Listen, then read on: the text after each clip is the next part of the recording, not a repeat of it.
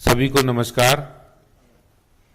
हमारे राष्ट्रीय प्रवक्ता श्री के शर्मा जी हैं हमारे बीच में। आज जिस तरह की राजनीति दिल्ली में जहांगीरपुरी इलाके में हो रही है और दिल्ली के अंदर जो आम आदमी पार्टी के मुखिया हैं, दिल्ली के मुख्यमंत्री बिल्कुल मौन है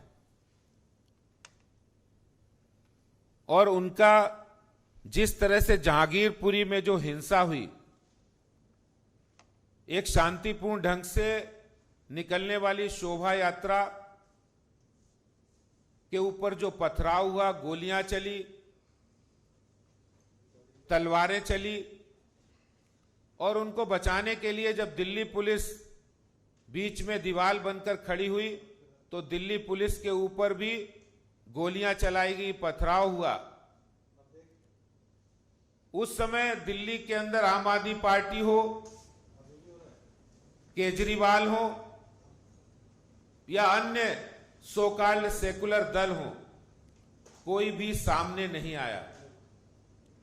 लेकिन जिस तरह से जहांगीरपुरी इलाके में रहने वाले रोहिंग्या बांग्लादेशियों के खिलाफ दिल्ली नगर निगम का जो कार्रवाई हुई और उस कार्रवाई में उन दंगाइयों को, उन अतिक्रमण करने वाले रोहिंग्या बांग्लादेशियों को बचाने के लिए जो आम आदमी पार्टी सक्रिय हुई है, देश के सो कॉल्ड सेकुलर दल सक्रिय हुए हैं, वो देश पूरा देख रहा है।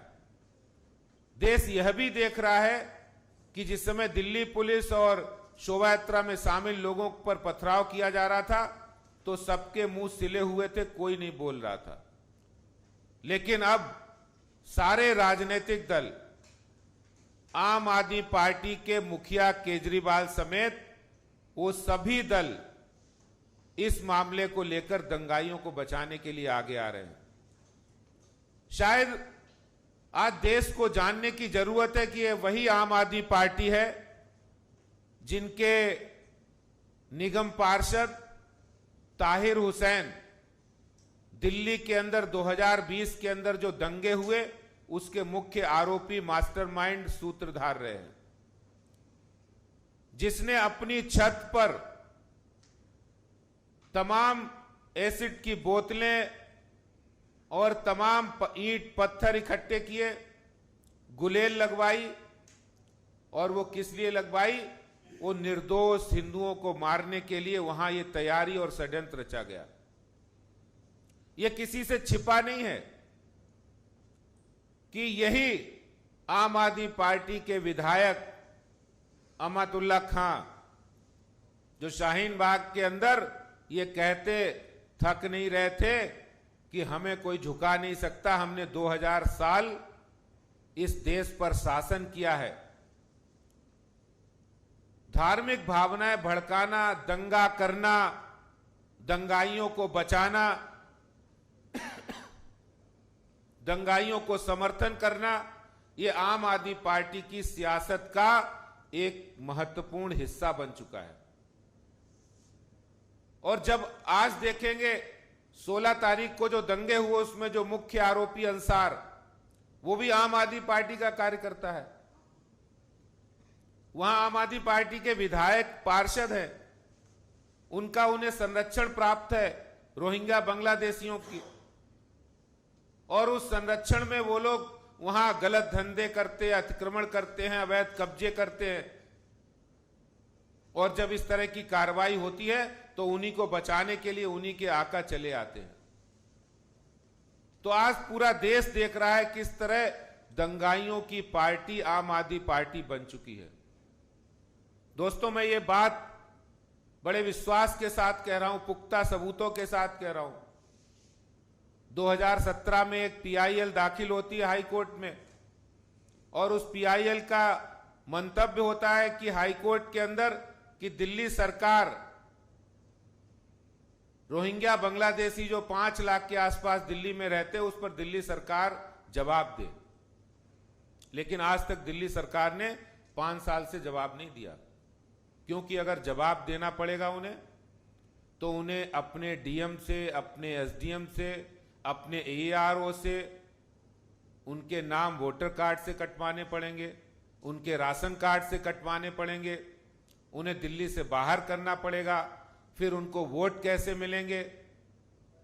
तो दिल्ली की चिंता नहीं है, देश की चिंता नहीं है, उन्हें अपने वोटों की चिंता है कि ये लोग हमें वोट भी करेंगे और जब दिल्ली के अंदर, देश के अंदर माहौल खराब करना होगा तो हम दंगे भी करवाएंगे, इनसे पत्थर भी फेंकवाएंगे, दिल्ली पुलिस के ऊपर भी चलवाएंगे।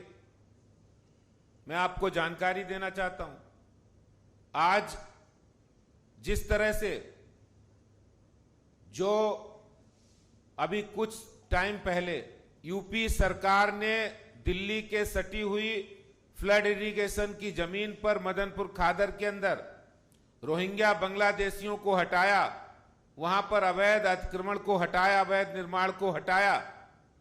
केजरीवाल साहब आगे आ गए, बोले कि नहीं, हम तो सबसे बड़े रोहिंग्या बांग्लादेशी के भाई हैं, उनके दोस्त हैं, यूपी सरकार अगर उनको भगाएगी तो हम दिल्ली में उन्हें बसाएंगे और दामाद की तरह उनको जमीन भी देंगे, उनको राशन भी देंगे, उनको बिजली भी देंगे, उनको पानी भी देंगे और उनको गुजर बसर करने के लिए 10-10 हजार रुपए दिल्ली सरकार ने दिए हैं।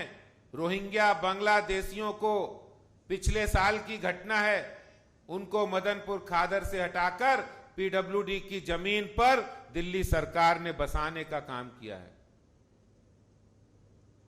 और बात यहीं तक नहीं रुकी, पूरी दिल्ली के बहुत सारे ऐसे पॉकेट हैं जिसमें जहांगीरपुरी भी है, जिसमें सुंदर नगरी भी है, जिसमें ओखला भी है, जिसमें तमाम जमुना के पास लगे हुए इलाके हैं। उन इलाकों के अंदर रोहिंग्या बांग्लादेशियों को बसाकर इनके विधायकों ने, इनके पार्षदों ने उनसे अवैध कब्जे कराए और अवैध कब्जे कराकर उनके राशन कार्ड बनवाए, उनको फ्री में बिजली दी, फ्री में पानी दिया। ये सब काम आम आदमी पार्टी की सरकार कर रही है, दंगाइयों की पार्टी।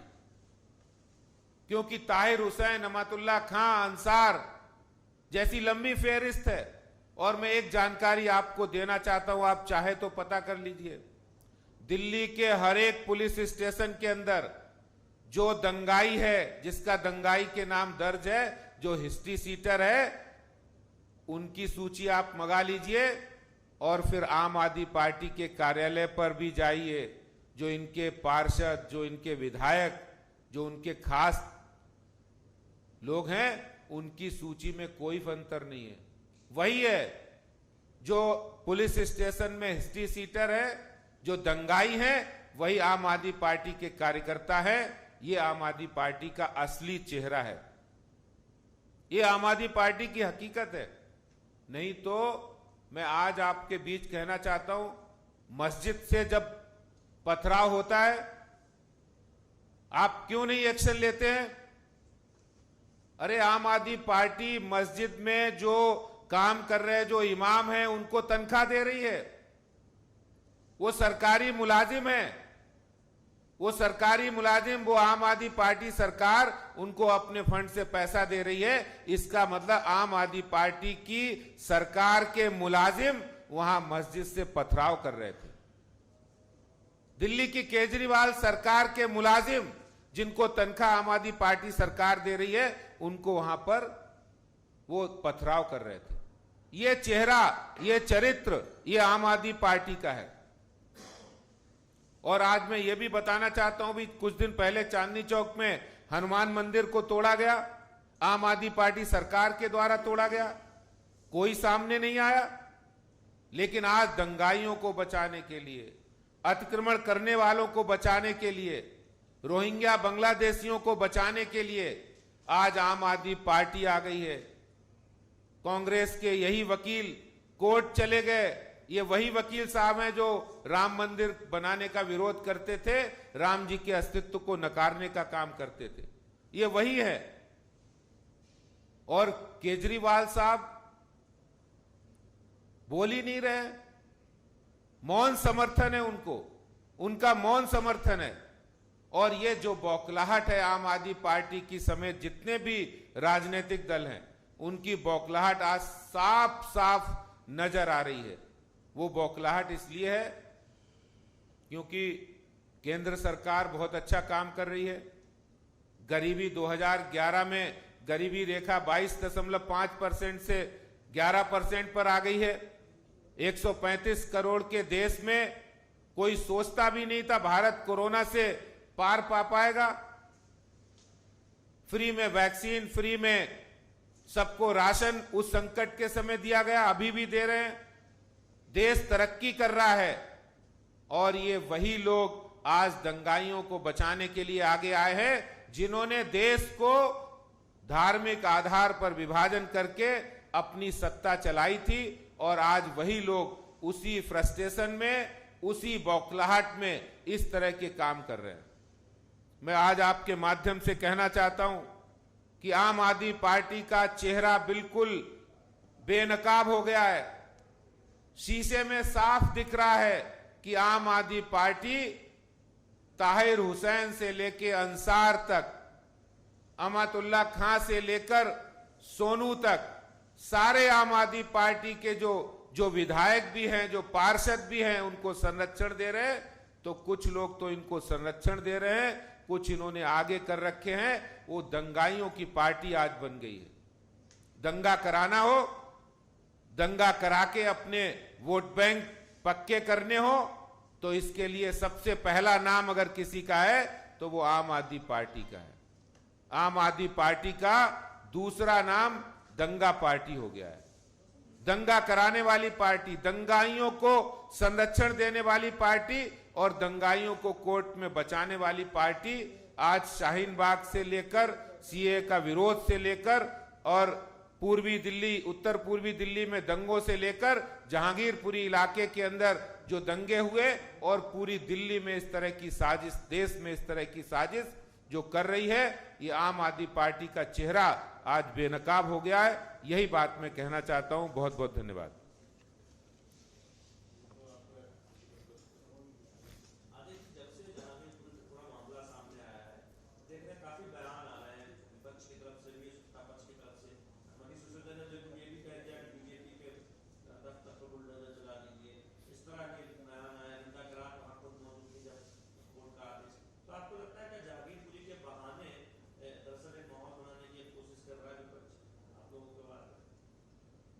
देखिए, बिल्कुल सही बात है, बिल्कुल सारी कार्रवाई सही दिशा में जा रही।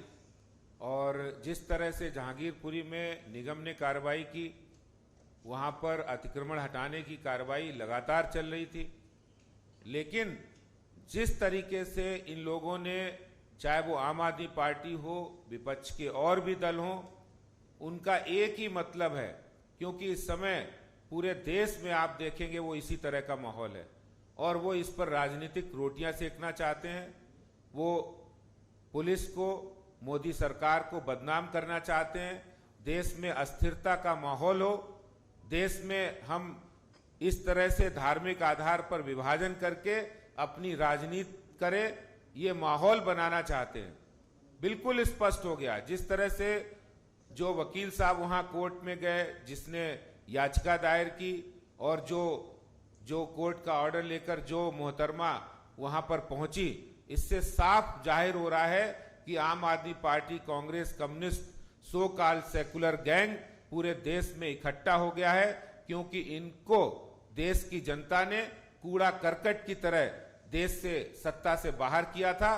तो वो हताशा इनकी जरूर है, इसकी वजह से ये सब काम हो रहे हैं।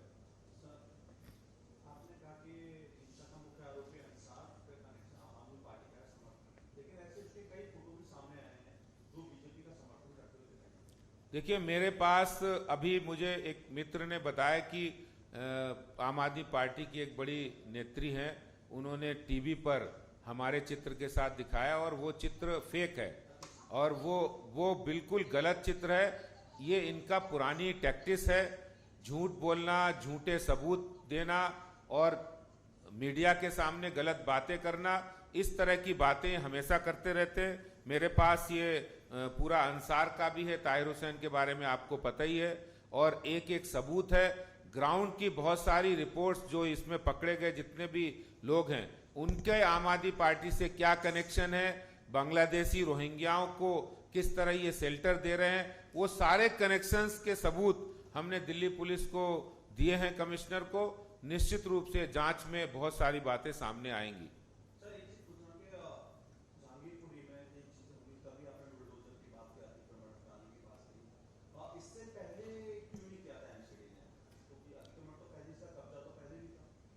देखिए, ये बात शायद आपको देर से दिख रही है। 11 अप्रैल को भी वहां कार्रवाई हुई जहांगीरपुरी के अंदर, ये 7वीं कार्रवाई थी। पत्र इसलिए लिखना पड़ा क्योंकि आज हमने पूर्वी दिल्ली और दक्षिणी दिल्ली निगम को भी पत्र लिखा है और हमने ये कहा है कि इस तरह की कार्रवाई होनी चाहिए। जो लोग दिल्ली का, देश का माहौल खराब कर रहे हैं, जहां रोहिंग्या बांग्लादेशी बने रहकर वहां नशाखोरी का धंधा हो, वहां पर और सारे अवैध काम कर रहे हैं, अतिक्रमण कर रहे हैं, उनके खिलाफ कार्रवाई होनी चाहिए। इसमें किसी को क्या आपत्ति हो सकती है? मैं आज उनसे पूछना चाहता हूं, दिल्ली के मालिक साहब से, कि उनको क्या आपत्ति है, क्या ऑब्जेक्शन है कि रोहिंग्या बांग्लादेशी या जो अतिक्रमण करें उनके खिलाफ कार्रवाई ना हो।